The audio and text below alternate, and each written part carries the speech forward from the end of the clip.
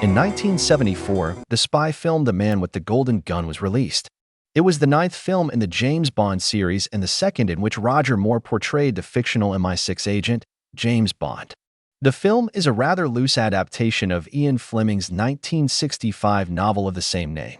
Bond is sent to track down a revolutionary technological solution to the ongoing energy crisis while facing off against the assassin Francisco Scaramanga, the titular Man with the Golden Gun. The movie received very mixed reviews. Christopher Lee's performance as Scaramanga, a villain with skills similar to Bond's, was highly praised, but critics were harsh on the film as a whole, mainly due to its comedic approach and the performances of Moore and Britt Ekland. Despite everything, the film was profitable, though it ranked among the lower-grossing entries in the series.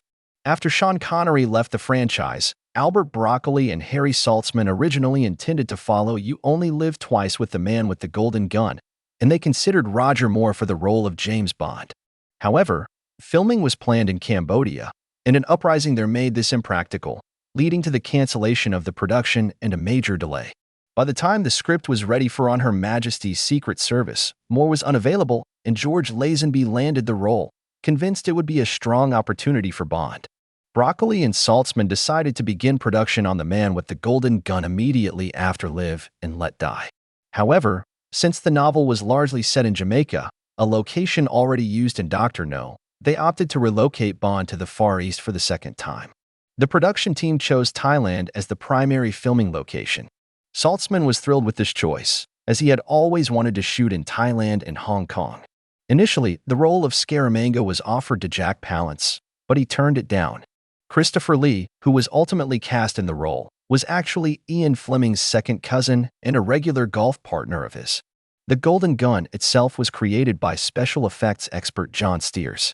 It was made from various tobacco and men's accessories, including a cigarette case, a fountain pen, and a lighter, giving it a rather unusual appearance. 3 replicas were made. One was a solid piece, another was a functioning gun with a percussion mechanism, and the third was designed to be disassembled and reassembled. Christopher Lee later revealed that this process was quite complicated, leading to multiple failed takes as he struggled to put the gun together. The disassemblable replica was loaned to Lee for promotional duties while he was on tour for the film. However, when he traveled to Los Angeles to appear on The Tonight Show starring Johnny Carson, U.S. Customs officials confiscated the Golden Gun. It took months to recover, but they eventually succeeded. The 3 replicas were stored in a prop warehouse in Hertfordshire, England, or at least, that was the original plan.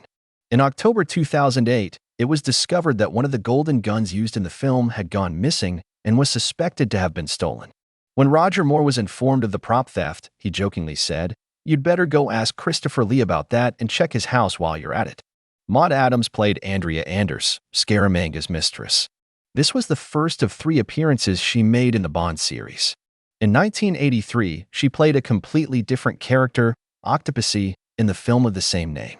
She also had a small cameo as an extra in Roger Moore's final Bond film, A View to a Kill. The film's biggest stunt involved James Bond driving an AMC Hornet, jumping a broken bridge, and spinning 360 degrees in the air, a maneuver known as an aerial roll. This stunt was initially developed at the Cornell Aeronautical Laboratory in Buffalo, New York, as a test for their advanced vehicle simulation software. After perfecting the complex move, it was used in the all-American thrill show as the Astro Spiral, catching the attention of the film's producers, who then licensed the stunt for the movie. Stunt driver Bumps Willard performed the jump as Bond's double, successfully completing it on the first take. This stunt gained a reputation as one of the most difficult car stunts in cinematic history.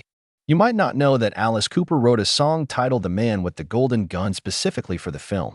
However, the producers ultimately chose Lulu's song instead. Alice Cooper later released his version on his album Muscle of Love. During the filming of The Man with the Golden Gun, the working relationship between Harry Saltzman and Albert Broccoli completely deteriorated. Most of their arguments happened behind closed doors, but there were several public disputes. This film was the last Bond movie co-produced by Saltzman, as his partnership with Broccoli dissolved after the film's release. According to Roger Moore's autobiography, while filming the boat chase scenes along the waterways of Thonburi in Thailand, he fell into the water twice. This river system was heavily polluted with all sorts of contaminants. The production company advised everyone, except those required to be in the water, to stay out of it. However, Moore fell in twice. The first time, he did so deliberately, simply because he was told not to. The second time was completely accidental. The second time he fell in, he made the mistake of opening his eyes underwater, and he was shocked by what he saw. He saw bodies that had been discarded by local undertakers. These were less fortunate people who had no means of proper burial, so their bodies were simply dumped into the water. Moore was immediately horrified and rushed out of the water. Ironically, this is the only Roger Moore Bond film where the character of Bond is never shown getting soaked.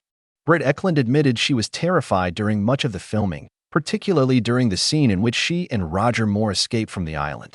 Moore once noted that in a particular take, just before the second explosion, she fell to the ground, and she wasn't acting.